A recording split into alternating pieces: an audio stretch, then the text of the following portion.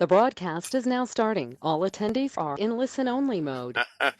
Well, good evening, ladies and gentlemen, and thank you for being with me today. It's wonderful having you. On this Easter Good Friday down under, we're many hours ahead of you, and we're a few minutes late starting, for which I apologise. How's the volume, folks? Could somebody please type in the question box? Let me know that you can hear me all right. Who have we got? Yes, good. Mike, we've got. Alan, we've got. Oh, great. Okay, well, it's grand to have you with us, folks. As I said, it's Good Friday down here, and we'll be soon for the rest of you in the States and Canada, and of course a day on which we reflect about the crucifixion of our Lord, and in 3 days' time on Easter Monday, we will celebrate the resurrection. So I ask you take some time to think about why we have the Easter holiday and what it means to all of us. Okay, so lots to talk to you about today, folks, including a fair bit of Forex news. Forex has been absolutely outstanding lately, so if you're a Forex trader, don't leave early. We've got quite a lot of Forex news to talk to you about as we go along. Okay, so who have we got here? We've got Alan, who's already on the job with Albert. Thank you, Andre, Andrew, Carol. We don't have many ladies, so we're always particularly anxious to welcome our lady members. Good to have you with us, Carol, George. Gig over there in North Carolina, good to have you with us. Graham over in New Zealand, land of the long white cloud. Hope you're happy and doing well, Graham. Howard's over there with you. He's a Kiwi, did a tutorial a couple of years ago. Boy, time runs, doesn't it, eh? Wonderful. Jim's with us, Mark, of course, the Murph, always a stalwart to be with us. Nathan, good to have you with us. Peter Mack, the short-term trading guru. Trevor, Victor, good to have all of you with us, folks.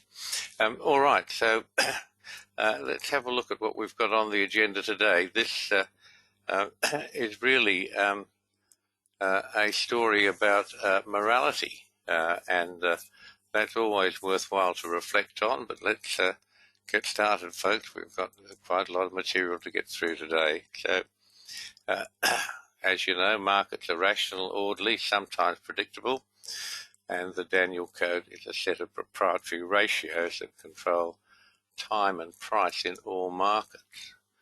We're leading into the question today of alchemy. Alchemy is a wonderful ancient, well, I don't know what we'd call it, effort, endeavor. It's always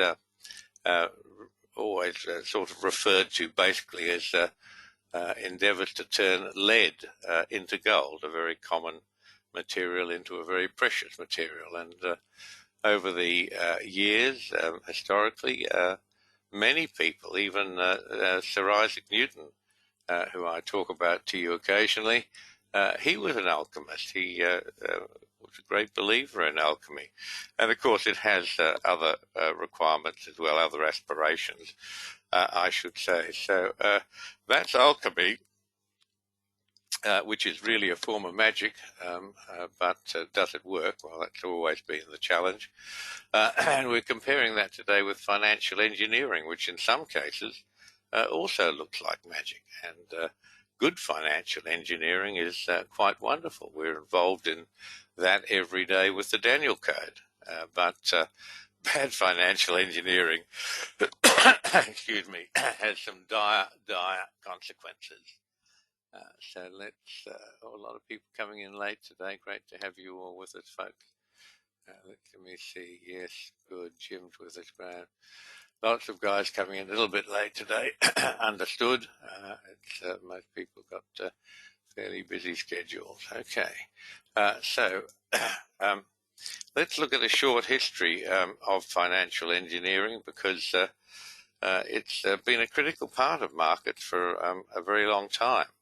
And what you're looking at here, this is the dot-com crash back in 2000, for those of you who were trading then and remember it. And I've called it eyeball engineering because the essential element of this massive, massive bull market that went on with the development of so much new technology, so much innovation, is that it was largely, companies were largely valued on how many eyeballs they were attracting as a, if you like, as a base for interest in that particular product or design. But of course, at some stage, the penny dropped that eyeballs didn't actually pay you anything. And these companies, the dot-coms, were valued at massive, massive numbers without a lot of them any real prospect of ever being commercially successful once the emotion and excitement of it had all gone away, which is what led to the dot-com crash from 2000 to really the end of 2002. So what happens after that? Well, then we had the 2007 to 2009 mortgage-backed securities crash. This was remember, I'm sure a lot of you do remember this, and it was a most extraordinary thing that the mortgage-backed securities generally considered to be a very, very sound investment, but what was happening was with the packaging of these securities, which was the new element, packaging these securities, CDO squared, MBS, lots of initials for it all, and the various ways it was done, is that very, very few people actually understood the real risk, including the companies that were doing the credit ratings. So these, those of you who've seen The Big Short will know what this is all about. They've seen the stinking pile of so-and-so is actually a really, really a bad move, and that caused the government eventually in 2009 to do a massive, massive bailout for the banks and most of the other parties seriously affected, which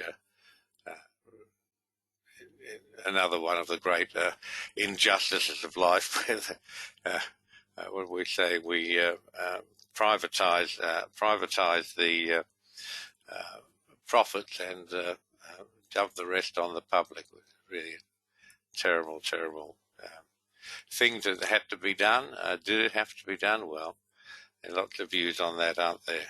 I think politics sometimes overtakes everything. So let's have a look at what happened. In February 2020, we had this flash crash, the shortest bear market in history. We had about less than a month, and that was brought about when there was a realization that COVID might be a problem. And of course, COVID's a real problem. The cost of COVID has just been absolutely massive, quite apart from the tragedy of the loss of human life, suffering, misery, and in many parts of the world, it's still going on now. France has just announced a 1-month lockdown, try and get things under control. Europe generally is in a mess with this. The US has just had a terrible, terrible death toll. And thankfully, we've been pretty much immune to it down here. We had a 3-week lockdown early on in March last year, thereabouts. And since then, we've been essentially COVID-free. Now, it's easy for Australia and New Zealand. We're islands. And the government of both countries very early on realized that as long as your borders were open, people would be coming in with this dreadful, dreadful disease and spreading it everywhere. So once the government realized that and shut down the airports and the seaports, and anyone coming into the country has to do 14 days quarantine, but it's serious quarantine. It's supervised by the police and the army, and it worked Don't let anyone ever tell you lockdown doesn't work. I know I keep seeing that in various newsletters constantly, the argument about whether lockdown works, whether face masks are a good thing or not. The reality is, done properly, and I do mean properly, lockdown works. We've had no restrictions on us now since, as I say, March last year. It's really been quite extraordinary. So there's still people coming into the country. It's all being managed by the government. It's pretty slow, but they have to stagger it for people, the residents they're letting back in, and other non-residents who've got a good reason to be here, like all those film stars making movies, etc. They have to go into quarantine, and for the rest of us, it's been really, we've been saved the misery. And I actually had my first shot last week, so we're only getting the AstraZeneca version. The poor man's shot. The Pfizer ones have gone to politicians, senior public servants, people of great importance, who actually control who gets what. But the rest of us, we're getting the poor man's vaccine, the AstraZeneca vaccine. But anyway, it's great to have any sort of a vaccine at all.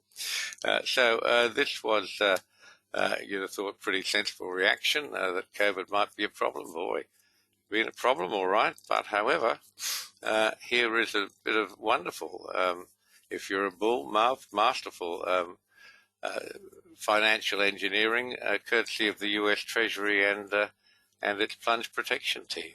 It just shows you throw enough money at something, you can solve almost any problem, including a market that ought to be in terrible trouble.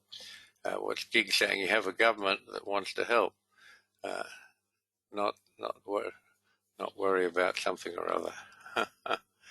Well, yeah, not worry about control. That's right. That's right. Really, we have to say that the governments of Australia and New Zealand have done a very, very good job. Credit where it's due. We had one little stabber, I should say, down in a southern state here called Victoria, and you've heard me tell that story before, so I won't repeat it. But by and large, it's been handled very, very well. So here you are. This is the best bit of financial engineering you can see. No cost to COVID would be what's happening with the market now.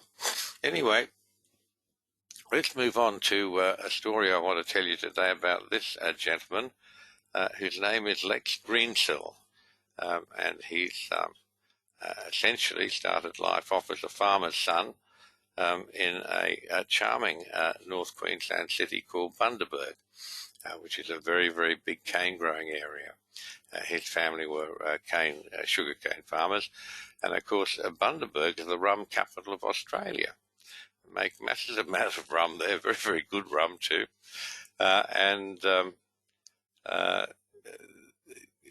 Lecky's family were many generations of farmers there, and recently, of course, they've got huge. They've one of the biggest farms in Australia of their type, sugarcane, potatoes, all sorts of things.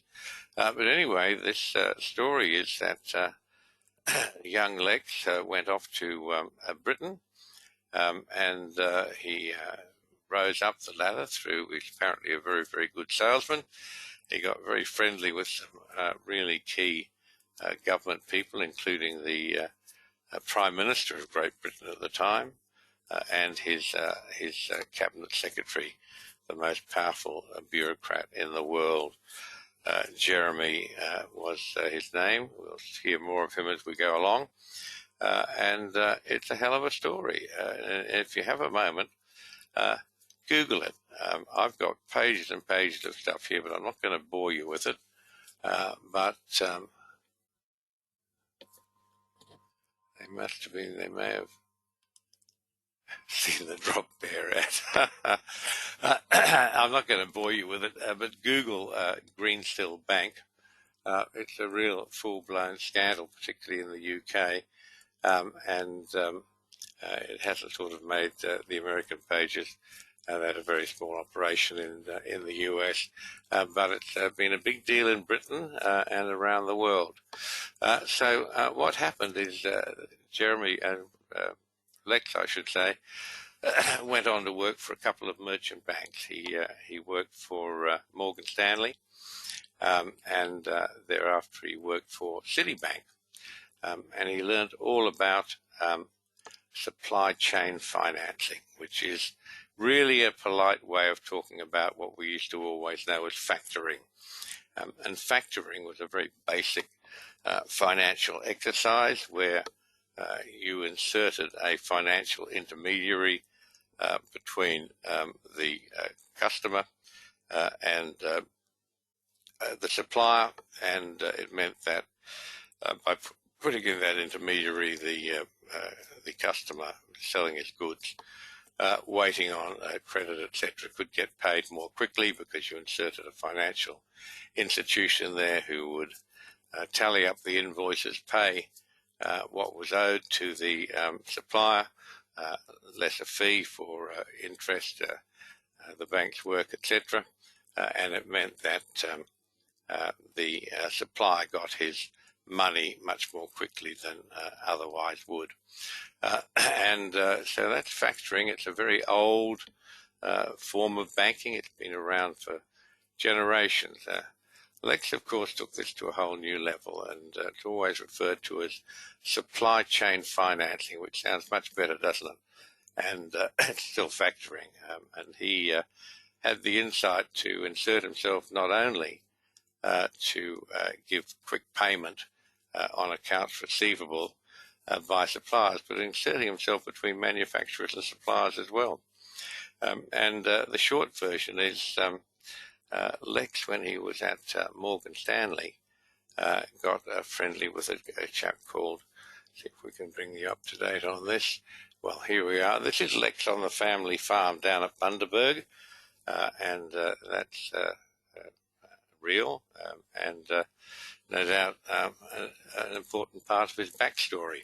And this is what happens. A few years later, there he is, being given a royal award being bestowed on him by Prince Charles. So you can see how quickly this guy rose to the top. And these were the players that were involved. The first one, of course, is David Cameron. He's this gentleman here up the top left, who between I think 2010, 2016 was Prime Minister of Great Britain. And you can see behind him Lex Greensill's business card. He actually got himself appointed as a senior advisor to the Prime Minister's office with all sorts of perks of access, and had British public servant staff working for him and what have you. And then as you move to the right, these are the three main players. This is David Cameron. This is Jeremy Haywood, who was at Morgan Stanley with Lex and became a sort of mentor. And he went on to become the cabinet secretary, and that's the most powerful bureaucratic position probably in the world, that he controlled access to the Prime Minister, what the Prime Minister read, saw, did, everything else. So they're the three main players there. Down here, this lady with the funny hat on is an Australian foreign minister for many, many years, Julie Bishop, sometimes referred to as the Minister for Funny Hats, but more properly, I would say it's referred to as the Minister for Frocks. Julie was a dedicated fashion connoisseur. No doubt as Foreign Minister she got a handsome allowance for lots of clothes to attend wonderful parties, drinkies, one thing and another. In my view, totally and utterly useless. But as deputy leader of the party, she was entitled to, the Liberal Party, which is not liberal, it's the Australian version of a Conservative Party. The deputy leader of the ruling party could choose their own portfolio. So, of course, she chose Foreign Affairs, which has endless parties, social gatherings, lots of overseas travel, meeting foreign dignitaries, etc., etc. And towards the end of that, she actually believed, lots of the media loved her, thought she was wonderful. Cinderella's red shoes, yeah. The media really loved her. She certainly had a big boost in the media.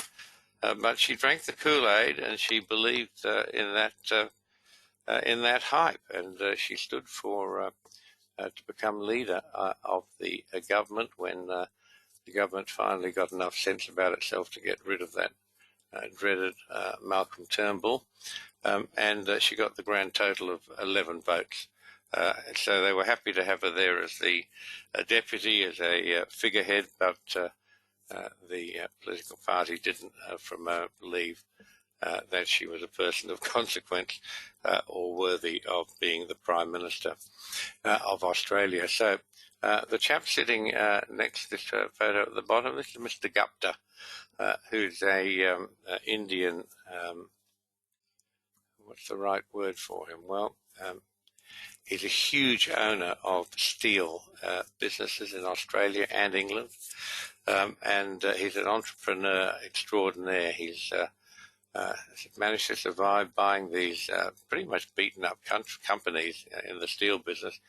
Very old equipment, not profitable, no one else wants them, but he's bought them and still manages to swim along. And beside him, of course, the final picture is Jeremy, the Cabinet Secretary, who was so instrumental in pushing Lex Greensill up the path. And this was big business, this factoring or supply chain finance, as they call it. They were talking about all sorts of things, inserting themselves between the suppliers and the manufacturers of the Tornado aircraft, British fighter aircraft. And of course, Lex worked out pretty early on that the best source of money is government, and this whole exercise of inserting himself into government was hugely, hugely successful until it wasn't. Well, talking about Whyalla, David's put a note in here that Whyalla needs about 400 million. That's a very old and run-down steel manufacturing company in South Australia.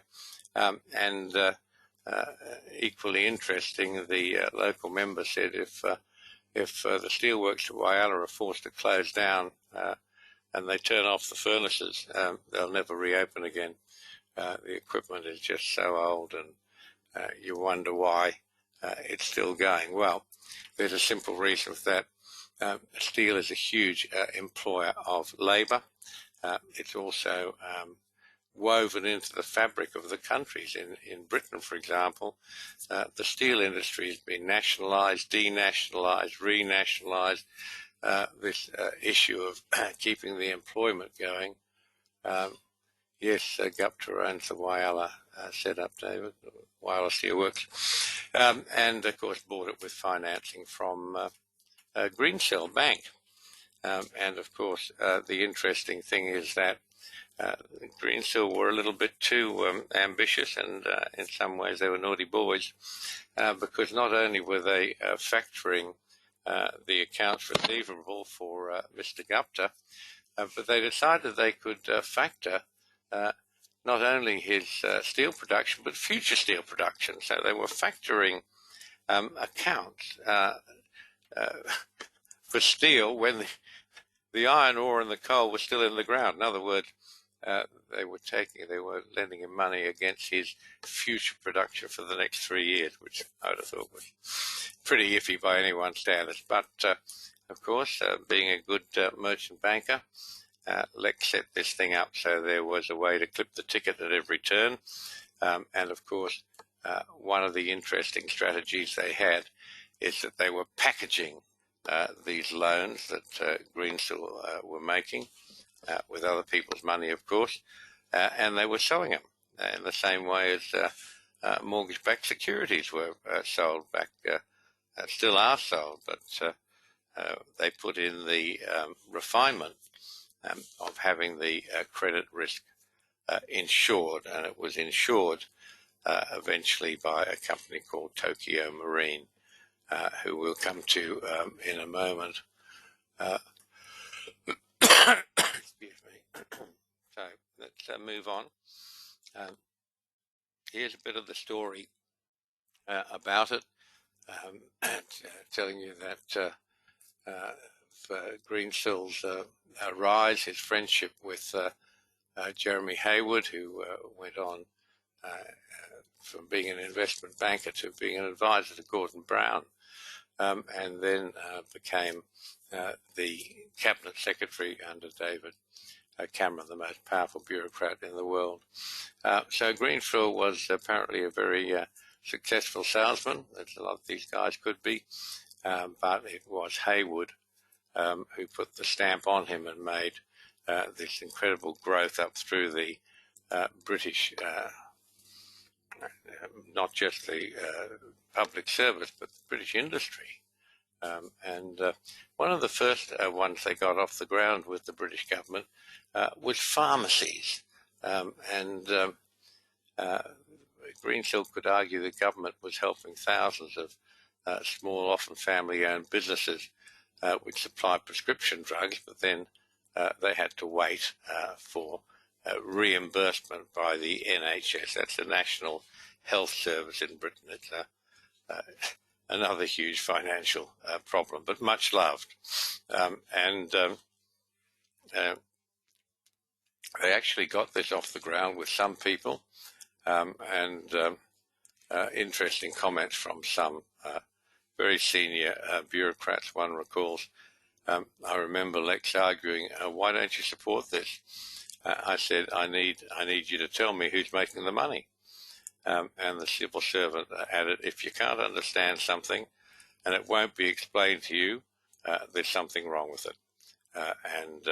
So it was not smooth sailing. It was contentious all the way through. And of course, now it's all blown up. Why is it blown up? Well, Tokyo Marine are being marketed or branded as the baddies in this setup. In fact, they're a huge Japanese insurance company, and they bought fairly late in the game. They bought another insurance, an Australian-based insurance company. A lot of this story has got Australian roots to it all, I think it was called BCC. I'm not sure, but anyway, Tokyo Marine acquired it. And in the process of doing some investigation with the COVID business and what have you, they found out that the Australian manager of this BCC had extended way over his approved limits to Greensill, massively over his limits, and they pulled the plug. And of course, as soon as they did that, whether they were entitled to or not, a totally different matter, they bought the whole deck of cards down, because no insurance on the credit risk meant Credit Suisse, who were his main suppliers of funds, withheld a $10 billion tranche that was due to be used to package up the next lot of bonds. And at about the same time, of course, Gupta reneged on $5 billion payment to Greensill, and that brought the whole thing crashing down.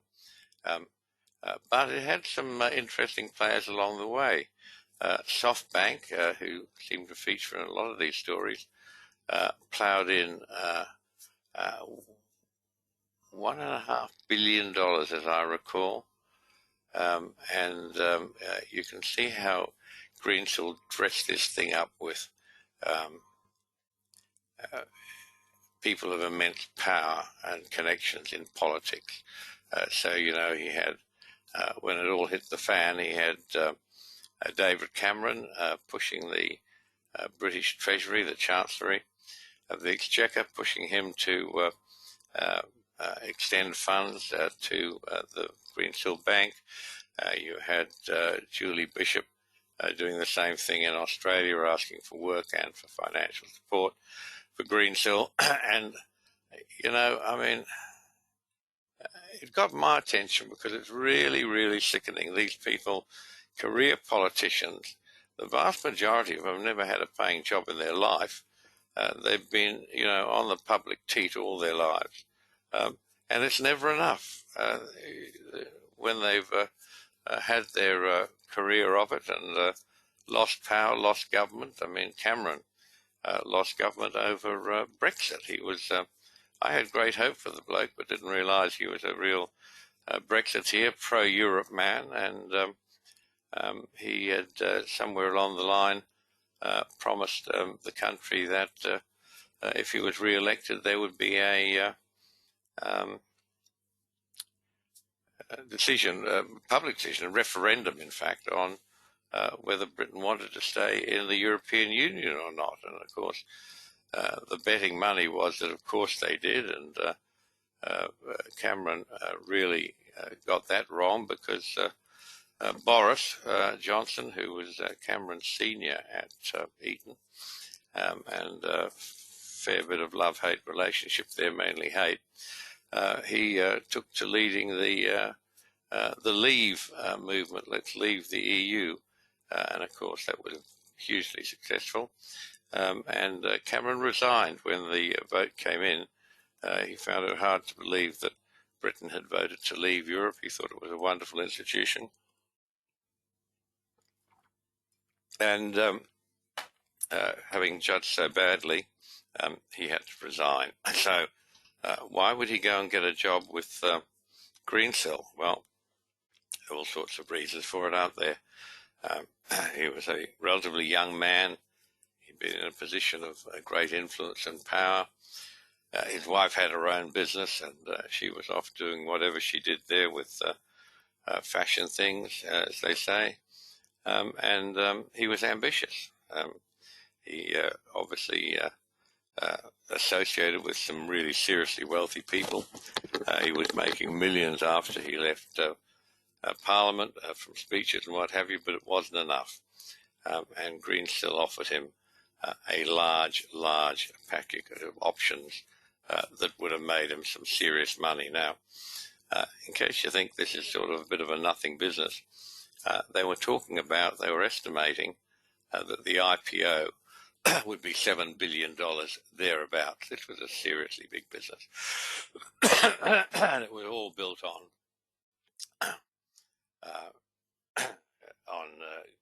Greensill's ability, through his friendship with Haywood, to insert himself, a private businessman, right into the heart of British government.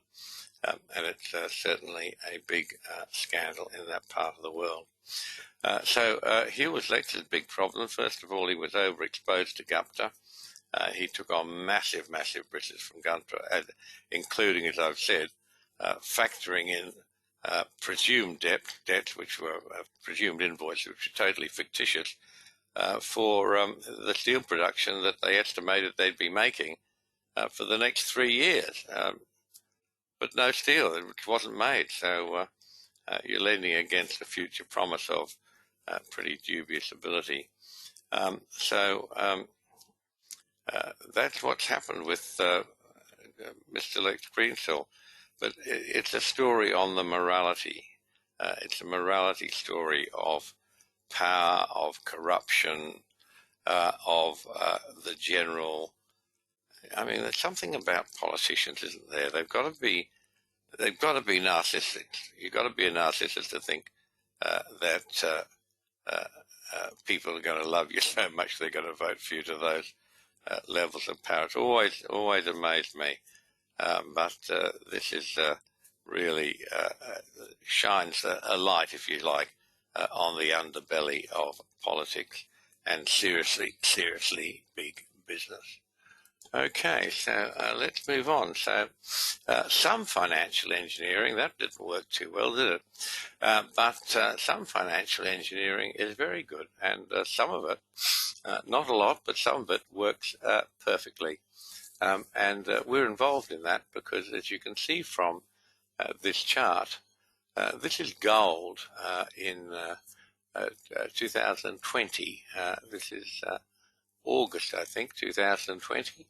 And you can see I've put on here every one of these major turns comes at a Daniel Code time cycle, which are running from lunar elements, full moon, new moon, and apogees and perigees, which are part of the lunar cycle. Apogees happen when the moon is on an elliptical orbit around the Earth, so there are times when it's a long way away from the Earth in its orbit, and there are times when it gets relatively close to the Earth in its orbit. So when it's a long way away at its maximum distance from the Earth in the orbit, that's called an apogee.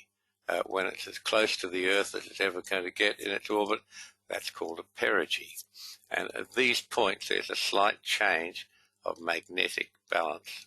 And it's that slight change of magnetism that gives the inflection points to the lunar cycles. Well, what I put on this chart is simply to show you in a very clear way that every one of these important highs and lows on this gold chart you can see here, and we've taken a period from about March 2020 right through the whole year there. You can see every one of those turns has come at one of these Daniel Code, one or more, I should say, of these Daniel Code time cycles, because these multiple cycles, when they come together, they have an amazing effect on markets, and that's how highs and lows come into markets. And this is pure financial engineering. Why is it? Because, well, all of these ratios, the Daniel Code ratios, come from two numbers, 1290 and 1335,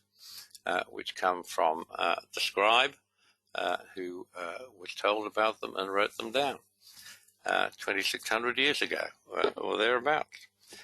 So it's very ancient stuff, but we've taken the derivative cycles that come from those two numbers, both have 5 as a factor, and we've taken those ratios and they're time ratios. So the Daniel Code starts off entirely and purely as time ratios. But the incredible thing, and the thing that people find very, very hard to accept, is that in Daniel Code trading, time and price are the same thing on different axes. And I know that's hard to believe, but have a look at that high with there. You can see the blue line. The vertical line is not far away from it. And that high comes at a 44-day cycle from the full moon, a 29-day cycle from the perigee, a 50 cycle from another perigee, a 59 cycle from an apogee. So all of those moon cycles are lining up on that bar, and they're cycles of time, accurate to plus or minus 1 bar. Look what happens when we take exactly the same chart, just take a smaller part of it. And this is that high, which came in on August the 10th, 2020. And you can see what we've done is we've used time cycles, but we've converted them to price. They're exactly the same cycle. They're exactly the same ratios. Nothing's changed. But you can now see that by creating the price levels, we can see new signals being created. In fact, this one, 10th of August 2020, was a TO3 sell, a blue line sell, and everything else. And you can see just how accurately markets chase these Daniel Code price ratios. So we use Daniel Code price to create real support and resistance, unknown to others. This is not; these are not Fibonacci numbers. These are not ratios you'll find anywhere else. They are completely and utterly unique to the Daniel Code. And we use those Daniel Code price real support and resistance, and that's what generates the Daniel Code turn signals. You can see a couple of them right here. They all turn on target recognition, very, very precise target recognition within less than 0.1%, not 1%, 0.1%. That's how accurate these things are. I've been doing this now since 2007 publicly. The website's been going for all those years. Many of you have been with us all that time, and you can all vouch for the fact that this has just been going on. There's no change to it. High frequency trading's made no difference to it. All of the innovation that's come into markets in the last 12 or 13 years since we first went public with the Daniel Code, none of it's made the slightest difference, because the Daniel Code time and price ratios are so powerful that they overcome everything else. And you can see that here. Okay, so that's how we create the price signals. This is our 6S program, which is rather interesting because it's created, these signals are created entirely on time. There's no price component in them at all. This happens to be the Russell, and you can see that you're in the market nearly all the time. And it's been pretty good. 7, 8, 9, 10, 15, maybe some part of 15, 17, 18, some part of $18,000 in just on what's on this chart here. So the key to Daniel Code trading is that it doesn't have a super high strike rate. The strike rate, win to loss percent, it's sort of 55 to 65. That's probably even a bit high, say 55 to 62, 63%. But the average winning trade is twice or more the average losing trade. So if you have an average winning trade that's twice or better, then you only actually need a 25% win strike rate to break even. As I say, we're up 55 to 62, 63% average win, and that's what makes the money. I can actually give you a program that has a 92% win rate, but strangely enough, it doesn't make the money. And everything we do and design at the Daniel Code is to optimize return, optimize the money that you make from trading. You can see success has been pretty great lately. Today, we had an absolute, well, actually yesterday, we had an absolute blowout on beans, corn as well. And that resulted from a government land department report that American farmers are planning on planting much lower corn and soybean acreage than the trade expected. So you can see there's a whole lot of comment about this. A lot of people are pining after the fact what it all means. But the reality is, the trade is what it meant, is you've got a massive, great trading bar. And let's just have a look at that.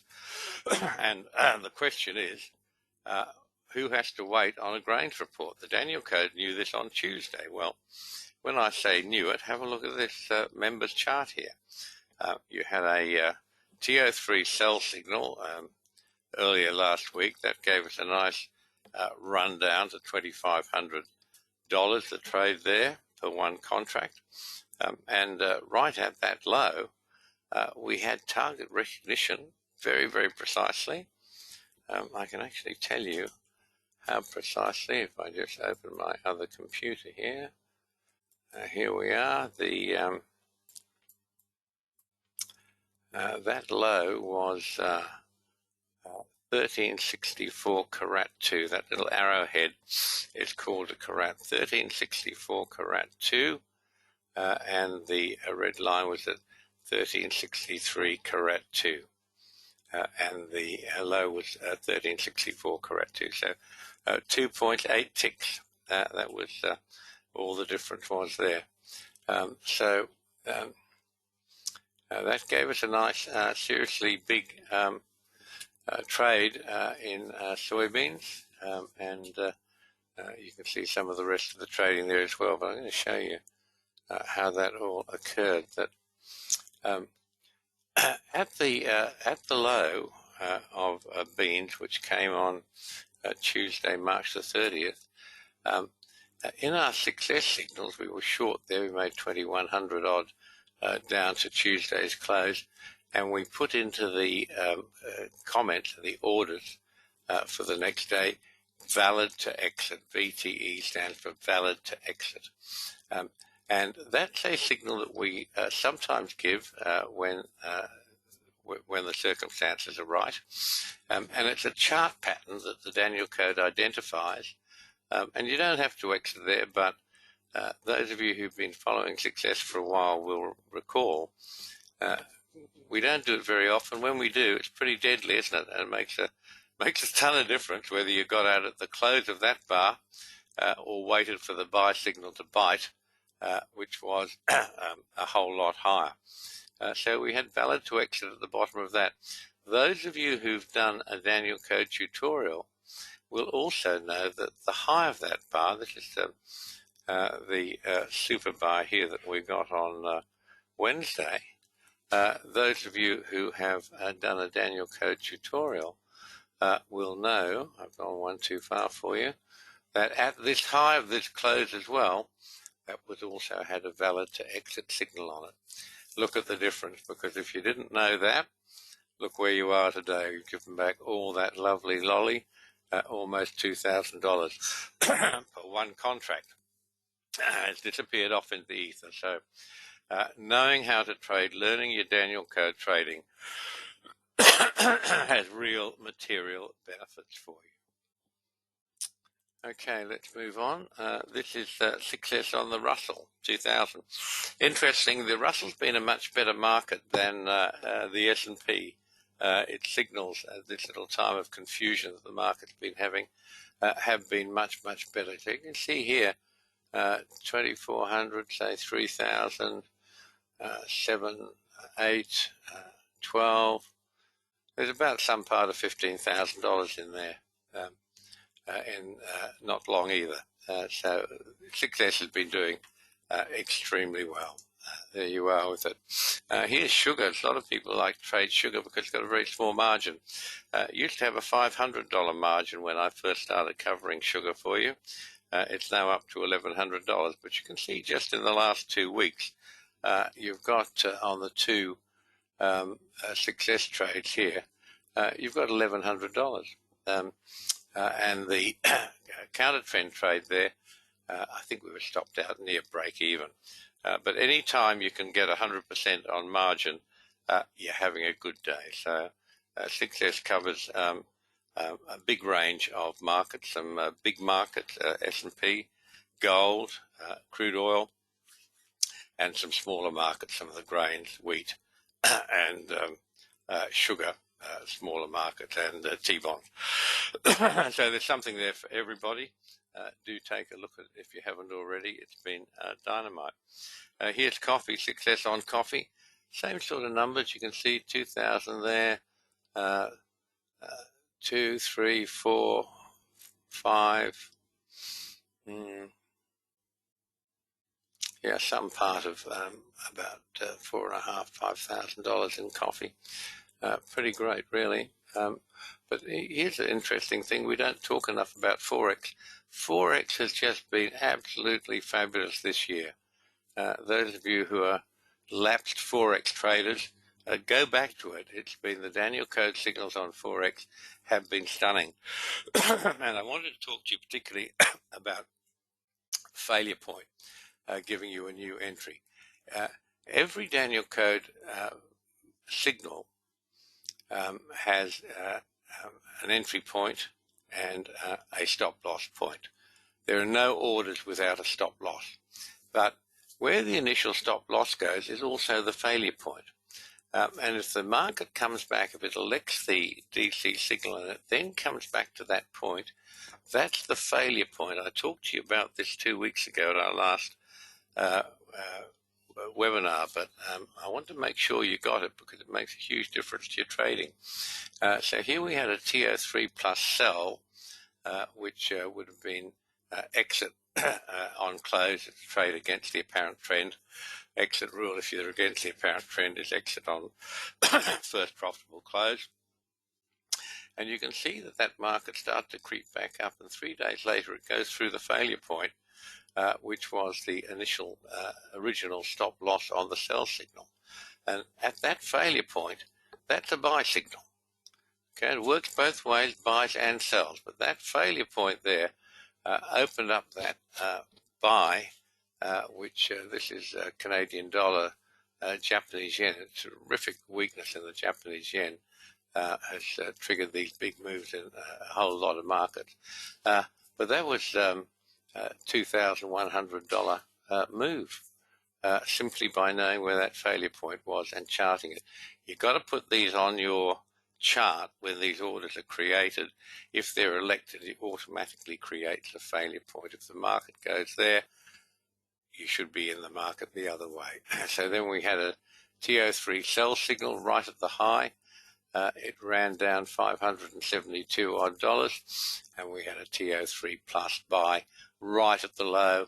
It's run up into today's close, another $1,300. So it's just been fabulous trading, and there's a lot of it. Have a look at this.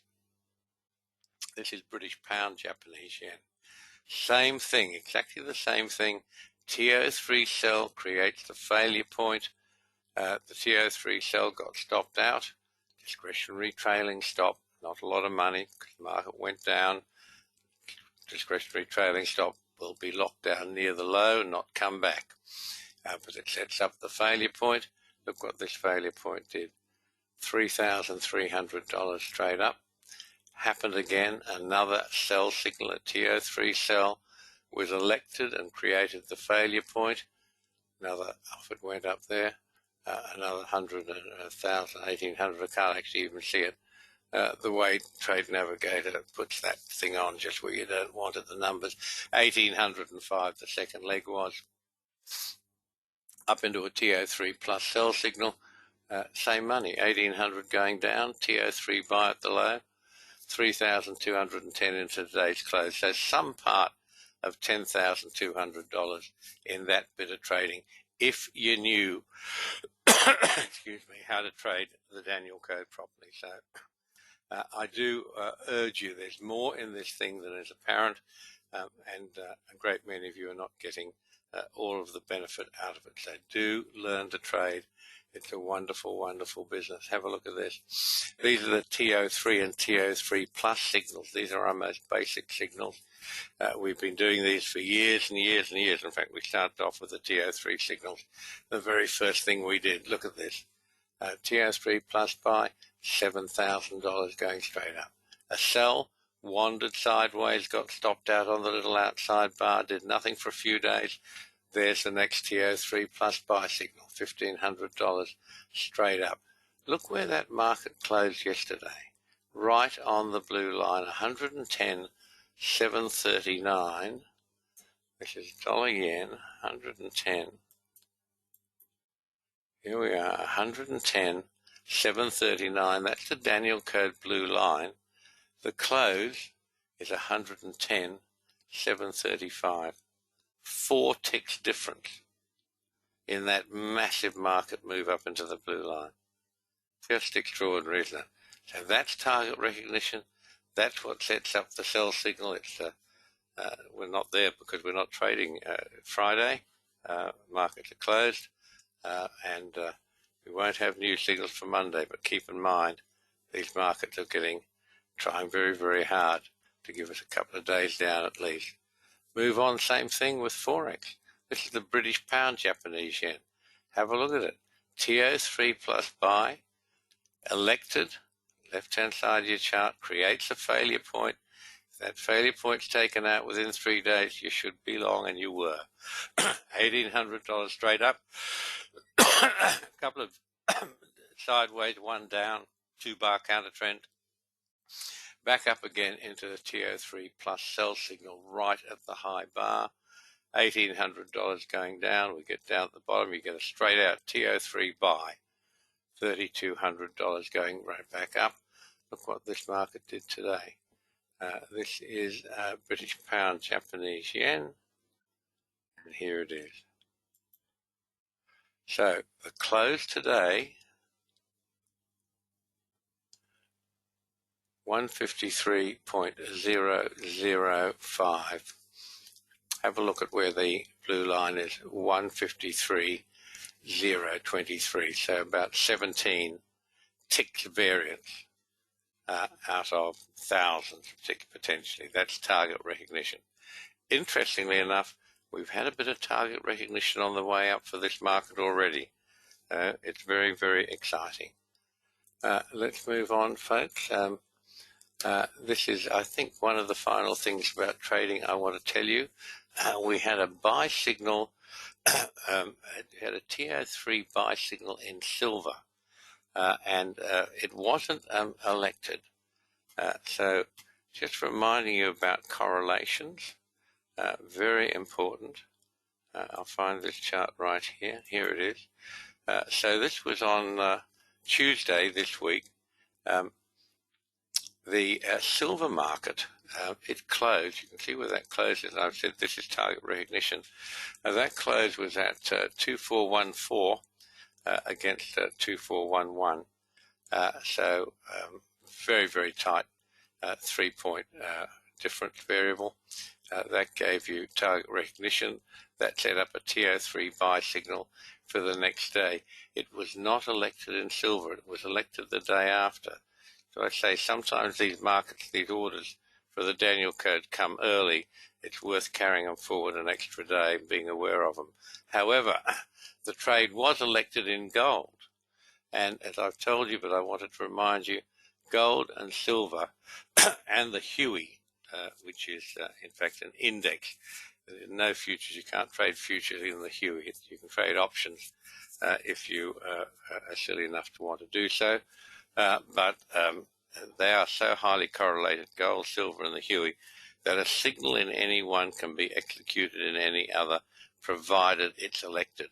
And gold just snuck up enough on Wednesday to get the trade elected, which it wasn't elected in silver. So there, it's had a nice day up today, made that trade pretty worthwhile, $1,360 there in gold. So that's about all for today, folks. If you are interested in trading, one of the interesting things about trading is you've got to be very, very good to get the money. Average traders don't get the money. It's a strange thing. It's a bit like rugby. You've got to be very, very good to have a really worthwhile game, and a whole lot of it is dross. But if you want to be a super trader, I'd be more than happy to teach you. Do send me an email, and I'll be happy to discuss your tutorial with you and send you some printed material that you can review and think about. And that is the way to secure your future. For those of you who are subscribed to our website Pro, that's the $249 a month option. Don't forget you're entitled to 2 free 6S markets. Let Terry know which ones you're interested in, and he will switch you on. And don't forget, see the trade program, which shows you where the trades are, get elected, and shows the correlations and everything else, and the success signals as well. So that's about us for the day, folks. So don't forget, the business of trading is making money, which we try to do all the time. If you haven't had a free trial, there's a lot to learn.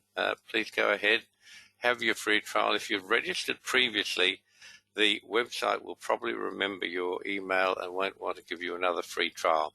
Any issues, contact Terry at support@thedanielcode.com, and he will sort out all those sorts of stuff for us. John, will I teach you how to generate the Daniel Code levels in the tutorial? Absolutely. And here's Gig. Good job, mate. Thanks, Gig. We got you talking. Australian. No, good job, mate. Thanks.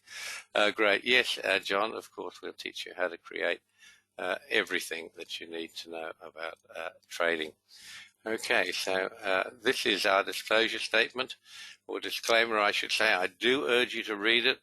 I go so far as to say that I beg you, do not trade real money until you are confident that you know how to trade. It's very, very easy to lose money very quickly trading derivatives, and unless you are really confident you know what you're doing, keep the real money in your pocket. Use a practice account, a sim account, simulated account, and make sure you know what you're doing before you put money up. Okay, so what else have we got here? John, yes, I'll send you the syllabus. Happy to do that. Alan, yes, we're still on track for a market high in May or June in the fourth seal from Frank DB. Well, yes, we are, according to Frank. I've actually just asked Frank to add into the fourth seal weekly commentary an updating of whether we are maintaining ourselves on that pattern or not, because it will be equally important to know if we are maintaining that pattern, or if we come off that pattern and morph onto a different pattern, we'll get a different result. So from next week, I hope that Frank will be including that information for you, and when you get your weekly update of the fourth seal, you'll be able to know exactly where we are as that pattern gets closer, and maybe very exciting, we'll see. So that's it, folks. Thank you for being with me today. I hope you've enjoyed the tutorial. I hope you've seen how wonderfully well the Daniel Code works to make you money, and I wish you a pleasant Easter and a safe over the holiday. Thanks, Murph, and you too, to everyone. Enjoy the holiday. Bye-bye for now.